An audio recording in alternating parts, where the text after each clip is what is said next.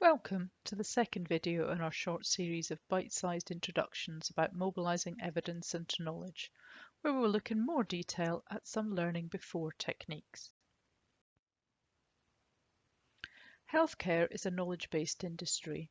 Sharing the know-how of staff using research evidence and implementing best practice are all business critical. The knowledge mobilisation framework emphasises learning throughout an activity's life cycle. Learning before, during, and after. It provides a set of tools and techniques that are simple and quick to use, that people can integrate into their daily practice to encourage continual learning, replication of good practice, and the avoidance of pitfalls. The tools and techniques facilitate learning and support strategic planning, operational delivery, and sustainability. It's a cyclical process.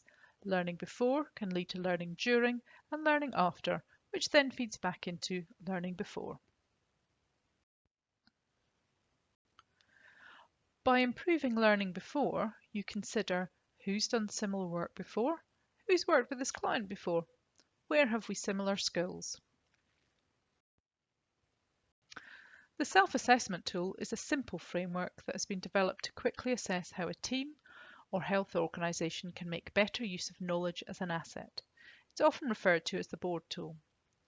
This framework enables a dialogue between a representative from Library Knowledge Services and senior executives in a health organisation to see how they are currently using external evidence and organisational knowledge, and to devise an action plan to help the organisation develop best practice with targeted support. The technique takes approximately an hour to use and helps to open up dialogue about the range of services the local library knowledge team can offer to help the organisation meet their objectives.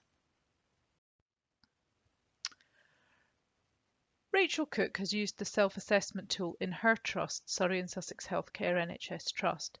It has transformed the way her team work with the medical division. Rachel says, I used the evidence and knowledge self-assessment tool with the medical division at Surrey and Sussex NHS Trust. They found the tool easy to use and were enthusiastic about the opportunities it presented.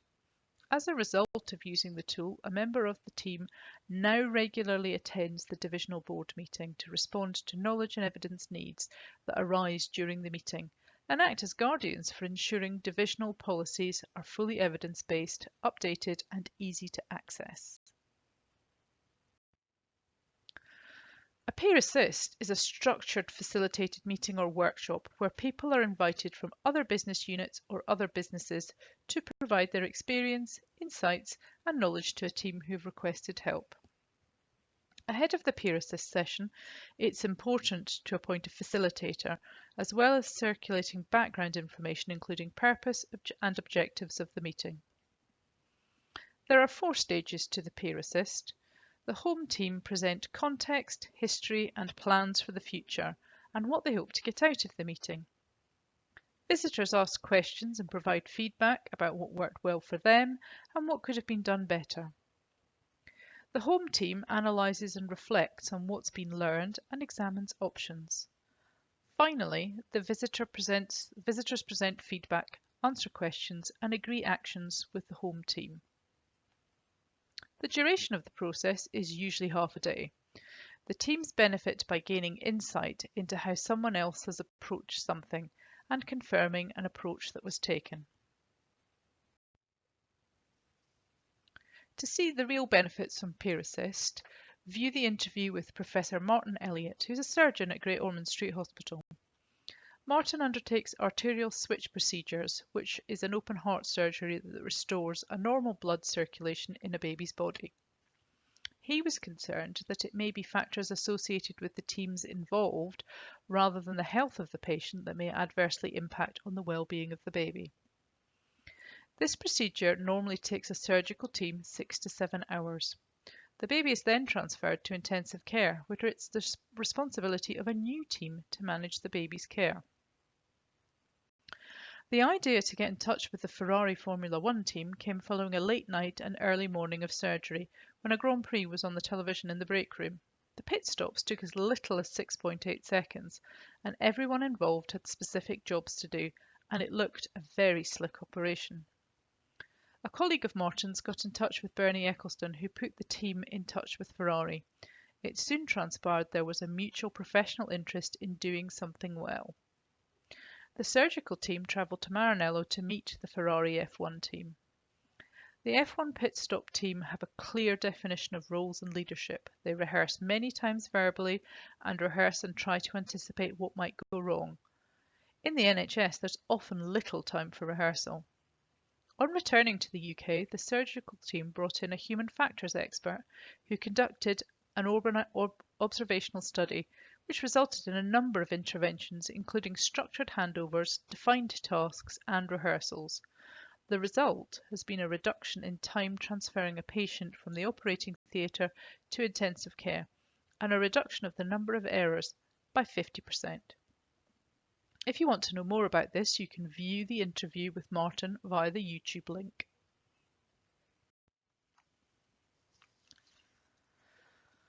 The before action review helps a team state their intention, task, purpose and end state just before commencing the project stage or a piece of work, but also adds the discipline of predicting challenges and risks and, most importantly, drawing on lessons learned from past experiences at the start.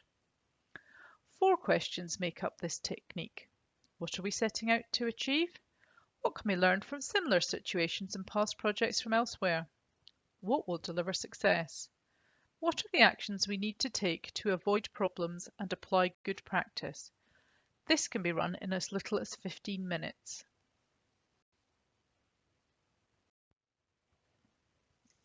Within appreciative inquiry, the focus is on seeing the world differently. Participants are invited to celebrate what is working well, analyse why, and then imagine the best possible future outcome and how to achieve it. The process often involves creative expression of the future outcome.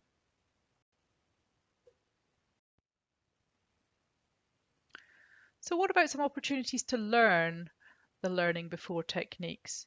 Think about a recent inquiry you've received or about a key priority for your organisation. Could you recommend a learning before tool to help the use of evidence and knowledge? To get you started, think about the following scenarios. How would you introduce a learning before tool? Let's put it to the test. Which learning before tool might you use in the following situations? In scenario 1, we imagine that we are supplying an article about the new virtual fracture clinics. You notice from the abstracts that these have been introduced successfully in a London trust. What could you share with your requester to encourage them to learn more?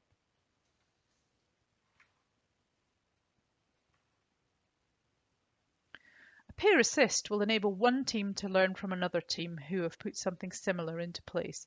In this instance, you may want to suggest to the person requesting the article that they might like to set up a peer assist with the team from the London Trust to learn more about how they set up the fracture clinic. You could offer to facilitate the session for them. In scenario 2, you discover that the Trust are planning to refresh the Trust values. What technique could you share with the person leading this work? Using appreciative inquiry is a great way to encourage people to imagine a positive outcome and would be a good way to engage people to think about trust values.